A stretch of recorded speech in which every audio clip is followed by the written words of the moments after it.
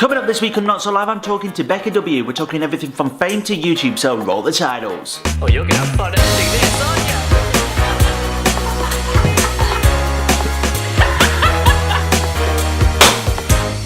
you? Well, hello there, I'm your host, Ethan Ryler. What happened this week? I'll tell you what happened this week. Oprah Winfrey, all but clearly, very nearly, basically announced that she was going to run for president in 2020. What?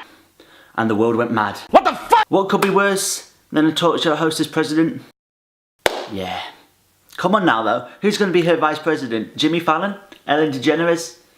Dr. Phil? What also happened this week was, as well as getting a new leader that no one's ever heard of, UKIP got a new logo. And everyone said that it looks like the Premier League logo. But can I just point out, where are lions found, mainly? And what do UKIP hate?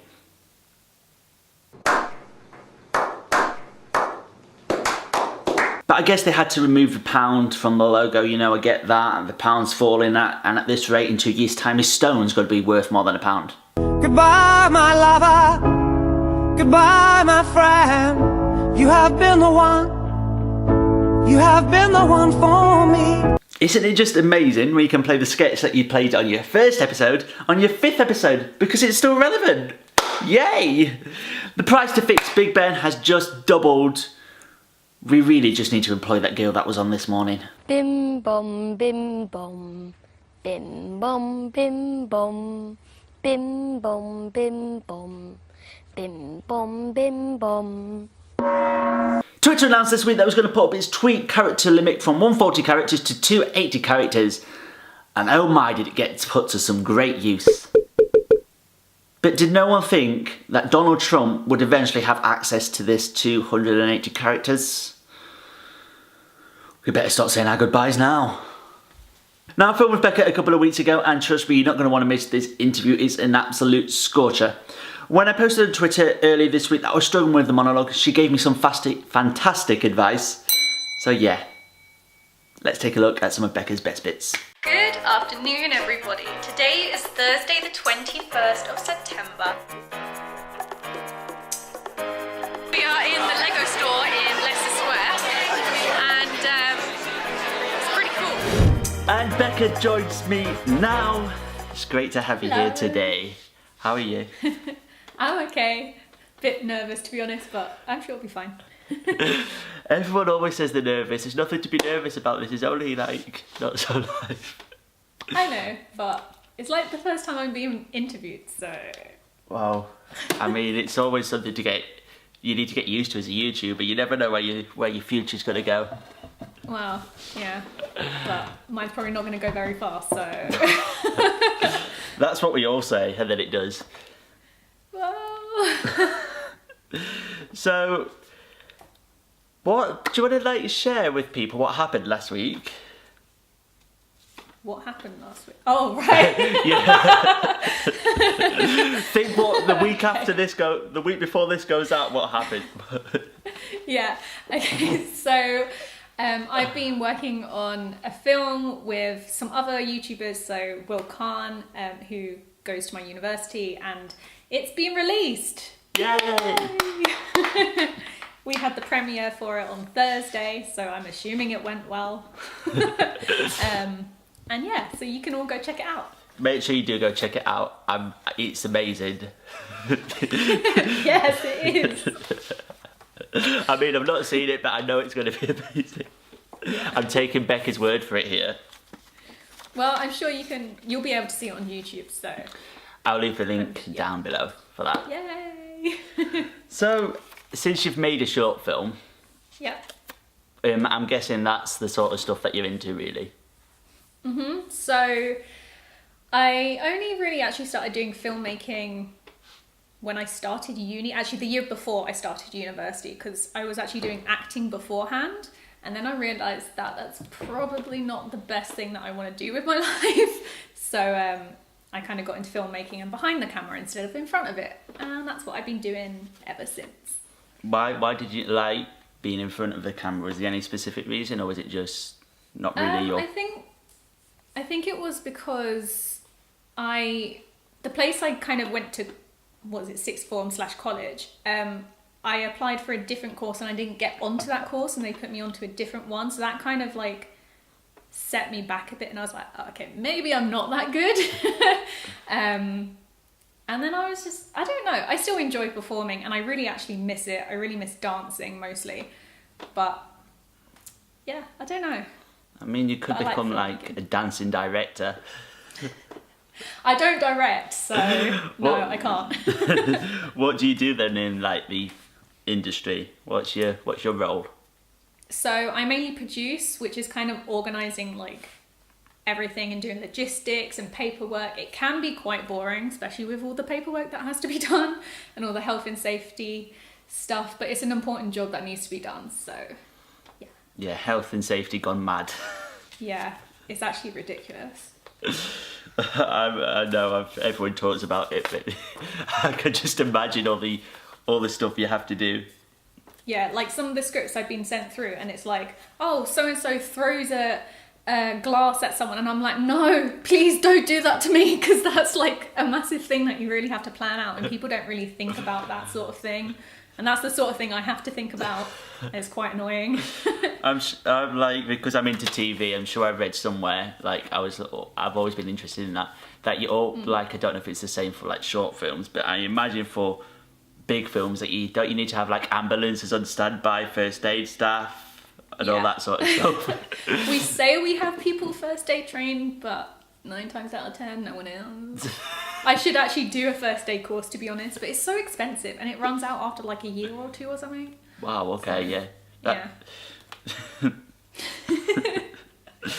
So if anyone gets hurt on my sets, it's not, you're probably going to die. So.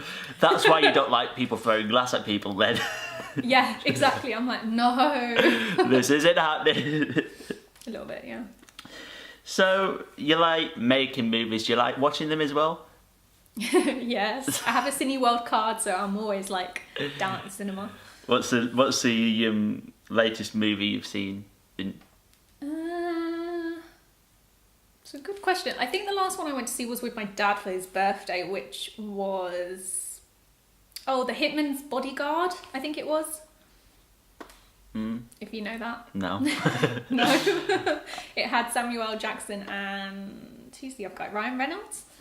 What did you think of it? Is it worth it? Should I go and see It it? was alright. It was kind of funny, but... Eh. So, I'm guessing that, I don't know if this question's going to work now, but she's not a director, but do you like have inspiration for the type of movies that you like to make, or? So I had to do a directing unit on my course back in May time, somewhere around early of this year. And I had to direct, and I know I'm not a director, so that was quite hard for me, but I actually really enjoyed the process of it all. And it was quite fun to have that kind of more creative and visualization side to it rather than doing all the paperwork. So it was quite a nice change. It must be like a massive change. I find like it'd be hard for a director to go from directing to producing, like from getting rid of all that hands-on experience to just doing the production side of things.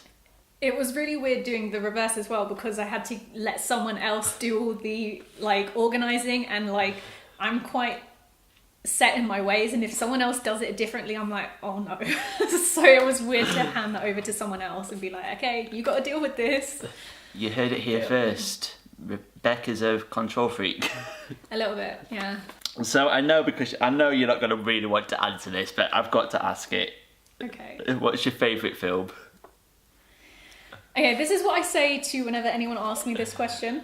The film that got me into filmmaking was Inception, because it's just a beautifully visual film, and I love Christopher Nolan as a director, and I think all his films are like amazing. I love Interstellar as well, but I think that's probably one of my favourite films. I find it so hard to just pick one, especially as a film student, but I would probably say not Interstellar, Inception, because it was the first one that kind of got me into filmmaking. Okay, yes, I saw how you kind of wiggled your way out of that answer there. Well, you know. You're a pro. What about your favourite director? Would it be who you just mentioned, Christopher Nolan, Yeah, was it? Christopher Nolan. Yeah. And favourite actor? God, there's so many. I don't know. Love a good bit of Benedict Cumberbatch. He's great. I'm trying to think of what film he's been in recently. I can't think of.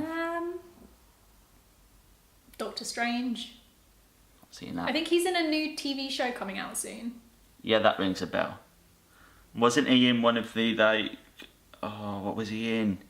He was in Sherlock. No, a film that I mentioned on the live stream the other day. Oh. Wasn't he in...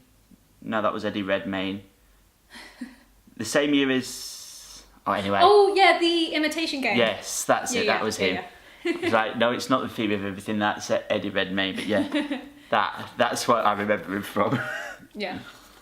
Yeah, he was really good in that. I like that film as well. What's talking about your favourite films now? What's your least favourite film? What's the worst movie ever made that you've seen? I haven't seen it, but I think everyone says one of the worst films ever made. I think it's called The Room or something, and apparently it's like really bad. And I think there's like a film coming out soon about how they made that film, like a bit of a parody kind of piss take film, which has, I can't remember the guy, but he's really funny, like a comedian actor in it. But yeah, apparently that's the worst film, but I don't know what the worst film I've seen is. Did you watch Galaxy? What's it called? No, what's it called? The space one. I don't know, there's a load of space films. With not Brad Pitt, oh my god. The one that everyone loved, most people loved, but everyone hated at the same time. Oh my god. Gravity. Did you see Have you seen Gravity? Wait, as in the one with George Clooney? Yeah. Yeah, I have seen that. I thought it was alright. I was going to say it was absolutely terrible. Really? I thought it was okay. I mean, out of Gravity and Interstellar, I'd choose Interstellar. Yeah. But it was okay. I mean, the special effects were good, but the whole... Yeah, this kind of storyline was a bit... Having a heated discussion here now. Don't talk about movies with a film student. Yeah. Moving on a bit now, since you are a YouTuber after all. What do you do on the YouTubes? That's quite a good question. I'm going to give such a boring answer, and it's a very cliched answer, I think, which is, I do a bit of everything. And I hate saying that, but it's honestly true. So I love vlogging, and if I could daily vlog, I would, but my life's just not interesting enough to do that. And I kind of do a lot of sit-down videos. So yeah. I want a daily vlog. I'd daily vlog if I could. Yeah. But yeah, the same. My life's not interested. It's kind of sad though, isn't it? Because like, also with the people who do daily vlog, like there must be so much pressure to do that, which I don't feel I have. I feel no pressure at all to do my YouTube channel. So. I mean, I'm starting to feel pressure now. I don't know. It's because I think I've got in a swing of things again, and my channel's actually performing a lot better. It's like, pressure. Do you get affected by like the views and the sub count? Not really. Like I saw a few weeks ago, so when I hit 700 subscribers, just before that and leading up to it, I saw someone tweet, who also does YouTube, I don't get why people are so obsessed with numbers, and neither do I, but the only time I do kind of get like, well, not even obsessed, but like get concerned about numbers is when I'm gonna hit a milestone. So if I am close to a new like 100 or something, then I'll be like, oh yeah, let's hurry up and get there. So then I'll just constantly like tweet or share my YouTube channel. But I don't know, I don't feel pressured to do it, and I don't feel like people really care if I upload videos or not. So I just, it's for fun, and I think the people who do watch my channel know that, so there's no pressure for me at all. I think it can be for fun, and you can still like feel like the numbers matter to you though. I do think there is, and I think if people say that they're not bothered about the numbers, I do think that deep down they're lying to themselves. I'm not, trust me. Like, Well- the amount of times I've said in my videos, like, I don't care. This is going to sound really rude, and I say this all the time. I don't care about my channel. I have looked awful in a lot of my videos because I'm not worried about how I really put myself out there, and that has gotten me in trouble. So maybe I should kind of be a bit more concerned. But I don't know. I'm not worried. And the fact that here's another thing. I have like 700 subscribers, but the amount of people who actually watch my videos is only like 60 or 70. And then from that, it's only about 20 actual subscribers, and the rest have found the video from, I don't know, like a link on Twitter or like recommended or something. So it's not like all 700 people are constantly watching me. So I'm really not affected at all. But that's the norm. I like, if you divide, I've like really looked into this. If you divide the views into the number of subscribers on a channel or the other way around, you'll always get between 8% and 11%. Yeah, like, it's weird, isn't it? Like, that's the amount of views you get per video normally. It's just like strange how you've got 700 subscribers but not all 700 people watch your videos. Yeah. But- It doesn't fuss me, so... But it's the same with the bigger YouTubers as well. You can do it. They have like Oh, 10 yeah. million subscribers and they Definitely. only get 500,000 views Yeah. and stuff like that. So it is strange. But what I was trying to get at when I was saying that, I think that everyone like deep down does worry about numbers or cares about the numbers. If you upload a video that you've worked on really hard, that you've put all your heart and soul into, and then that does worse than a video where you've not worked on at all, that's when I think that Yeah. it gets to you, and that's when you think... Yeah, but that doesn't happen that often on my channel, but it did over the summer. I uploaded a video from when I went to Turkey on oh gosh, when I went to Turkey on holiday, and yeah, I edited it and I really liked it, and it just didn't do that well, whereas a video of me like talking about clothes gets like 1,000 views, and I'm like, oh, okay. That is when it's a little bit disheartening, but otherwise, Yeah, videos where if you put like clickbait titles or you tag it, if you put Yeah. Summer in the City in the title, then that's going to get a lot more views, I found. maybe I should just do that with every single video then. Yeah. Summer in the city, oh, clickbait, whoops, accident. Yeah. Like on the last day, we all had perfect opportunity to clickbait title, like getting trapped in Summer in the City, when we came out the smaller YouTuber panel and every door was closed. Oh yeah. Like I think someone actually said that in one of their videos. Coral in mine. Yeah, Coral, I think it was, yeah. It was in mine and I think she was doing it in hers as well. But yeah.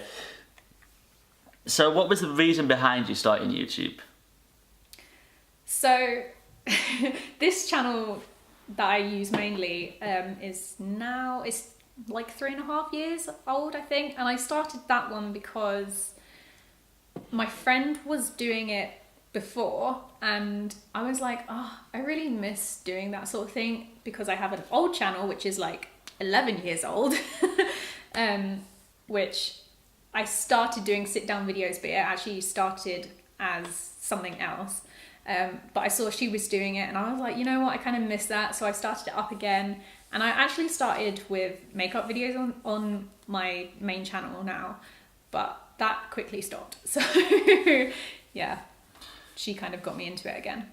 Why did you, like, I saw that you, the other day you tweeted that you wanted to do like a makeup video for people with glasses, was it? Mm-hmm. What, so is that the sort of stuff that you used to do? Like makeup related content? Yeah, so it started, I think my first video uploaded on my main channel was me trying to do like a kind of glam rock chick thing. I don't really know.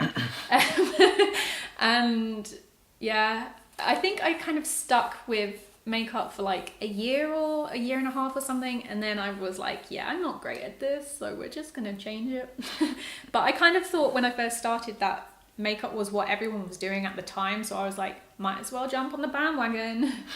But yeah, I'm looking now and I see you managed to do every vlogmas. So you managed to pull that through. I wouldn't. Yeah, I love Vlogmas, and I'm looking forward to it this year. I'd end up missing days because I'm not doing anything interesting.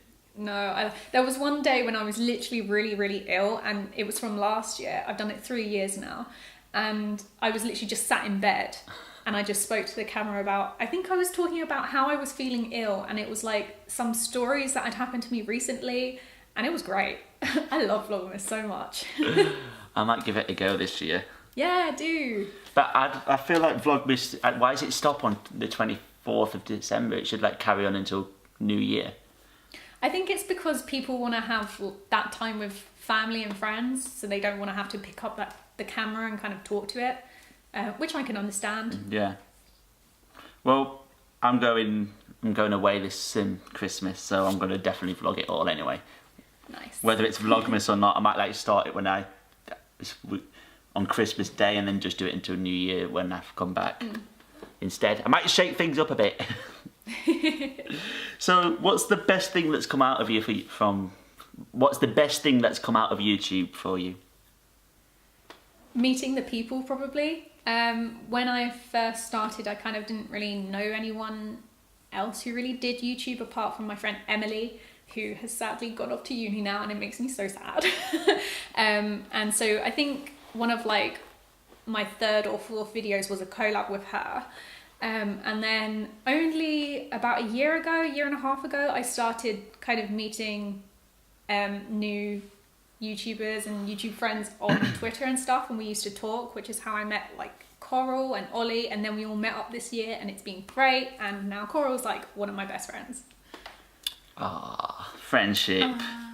Yeah. I mean, it's funny how like people can become friends through YouTube and like Yeah, it's crazy. become the best of friends before they actually even meet. Yeah. That's like the power of YouTube. Like 10 years ago when YouTube launched, what is it, Longer like than 12 that. years now? Yeah. 12 'Cause years I've had ago my when old account for YouTube 11. launched, I bet like the founders had no idea what it would become.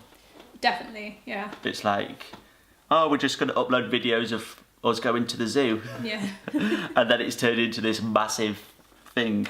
Yeah, it's crazy. So, do you have like any plan, any idea where you'd like your channel to go? Not really. Me and my boyfriend have a bet going on at the moment. He thinks that I'm going to reach 1,000 subscribers by May 12th, I think it was. And I really don't want to reach 1,000 before then because I really don't want him to win. So May the 13th, all the way, yeah, get me there. But the 12th, nah. But I don't really have a set plan of where I think it's heading or anything, so no. Just imagine if you hit it like before New Year's now. Yeah, it's gonna be a mixture of happiness and annoyance when it happens, if it happens before the date that we agreed. So yeah. That's why you say it so far, like, that's why you said May and not like January. Yeah, well. So how long ago was it you hit 700? Like a week? Yeah. Maybe 2, something like that, yeah. Well, like, you've got another 10 subscribers on top of that, Yeah. so at this rate you are going to hit it before May. I know, I'm quite worried. This is where everyone that's watching this now is just going to go and unsubscribe. You can subscribe like after May, like in June. Yeah, that's fine. Or get me to 999 and then the day after. Then I can hit 1,000. I say that I want to hit 1K before the end of the year, but I know that's definitely not going to happen. You never know though, because like especially over the summer, I've grown so much, and like you said, like I've gained more subscribers since I hit 700, and like I think that's going to happen with you as well, and like with this channel as well, NotSoLive, because I have been really enjoying these videos on this channel. Just so you know. Thanks. So I think, yeah. Don't think it's not going to happen because it probably I think as well, it's once you've got that momentum, that's when you grow. Like, yeah, definitely. I stagnated, and then Summer in the City just really like blew up my channel again. Like I started posting content that I was actually enjoying posting. Like I think at Summer in the City I gained like 50 subscribers or something like that. Same, something like that, yeah. So it's just like once you get that momentum, then you see growth. If you like stop I know I don't like you. I don't like to promote stuff, but if you stop promoting, then you stop seeing growth, and then It's true. you Yeah. have to. It's like the smaller YouTuber life. Yes. So yes, we're talking about summer in the city. Have you ever been to any other conventions, or is it just Sitsy? Literally just Sitsy this year. I did go to the YouTube space back in February, which was kind of like the first thing I ever did, like outside of me actually making videos, which is the first time I met Coral and Ollie, which was really nice. Yeah. So, You but other than this year, no. You're planning to go next year? To Summer in the City, yes. Probably can't afford VidCon, so That's student life. yes. Okay, we talked about this at the start, but we didn't actually talk about what the film was about. So before we go, what is Fame about? Fame is about 4 social media content creation. Wait, hold on, let me say that again. Fame is about 4 social media content creators, and it follows their lives as a scandal breaks out on the internet, and it just kind of follows them and shows how they deal with it and what happens and how their audience react. And hopefully it's going to be really good and do really well. Yeah, I'm sure it will. Yeah. I mean, Thanks. I'd ask you for some secrets and stuff, but I don't want to because it's not after the film's been released, even though this is going out before the film's been released and stuff. I'm not a proper interviewer yet. I don't know how to get that stuff out of people. Well, if you want to ask anything, you can do. It'll probably just come out of the mouth. Just don't share it until the film goes live. So. What's the most memorable moment that was on set, that happened on set? Oh gosh. The one thing that I do remember is several arguments, but I'm not going to go down that road. But everyone loved my cooking, and that made me really so happy. you were you were the cook. Yeah, I did a lot of stuff on that film. I was an AD, I was a producer, I was a caterer, I was a chef. It was everything. It was great. But yeah, people like my food, so that was good. Yeah, I feel like I need to try your food now. Send me some over in the post. Probably will be cold by the time it gets there. Damn, Daniel. Gosh. Okay then, what can people expect on your YouTube channel over the next coming weeks, months, days, years, centuries, decades? More of my face, probably this face with less makeup on, if I'm being honest.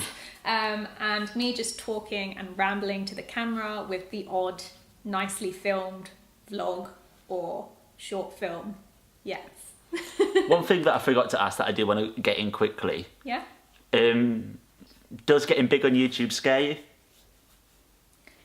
A little bit.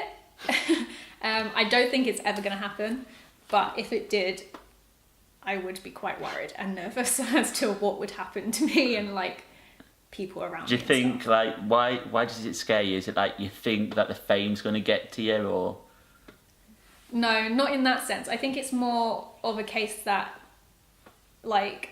for me personally, I think it's mainly to do with my friendships and relationships, because I have posted videos with me and my current boyfriend, and I'm worried that if me and him do break up, what am I going to do with those videos? Am I going to delete them? Am I just going to leave them up? Will I private them? And I'm just worried that people will either leave me if I get big, or people will suddenly want to be my friend because I've gotten big. Mm-hmm. And I think a lot of people kind of have that sort of thoughts in terms of getting big on YouTube, and I don't know what that would be like for me. Yeah, and it's the whole going about this would change your life, because you've seen YouTubers get mobbed just from going to the shop, so you have to plan your day around doing stuff when your audience aren't going to be around, and it's yeah, and I think it's quite horrible for them. Yeah. I can't imagine that it must be nice all of the time, and I'm sure it's not. And I just wouldn't know what to do. I've had people come up to me and say they've seen my videos before, and I'm just oh my God, why are you talking to me? It's weird, and I don't think I would be able to cope, comprehend what is going on if I got even bigger. Yeah, but I guess it's you're talking about me in viewers. I guess that's something you'd get used to, and the more it happens, the more you get used to it, the more you realise what to do. Yeah, probably. So like I was talking to a couple of people, and they, for the first time that viewers came up to them, they just were like, "Oh, you want a photo? Why do you want a photo with me?" And like, what am I supposed to do now? It is. It's weird. Yeah, it's never happened to me, but I can imagine being exactly the same when it does. Like, you're just like, it'd be. I don't want to. It wouldn't be awkward, but I'd be awkward about it. It's like, yeah, I would be so awkward, and I have been so awkward about it. Like, no one's ever asked me for a picture, but people have been like, "Oh, I've seen your videos," and I'm just like, "Oh, okay, thanks." And I guess this is a creative thing. It makes you realise what's going through other bigger YouTubers' minds and what's really happening, and it's like, yeah. Anyway, yes. So thank you so much for joining me. Thank you for having me. Thanks for coming on. Make sure you go check out her channel. Make sure you go check out Fame. All the links will be down below. And yeah, bye.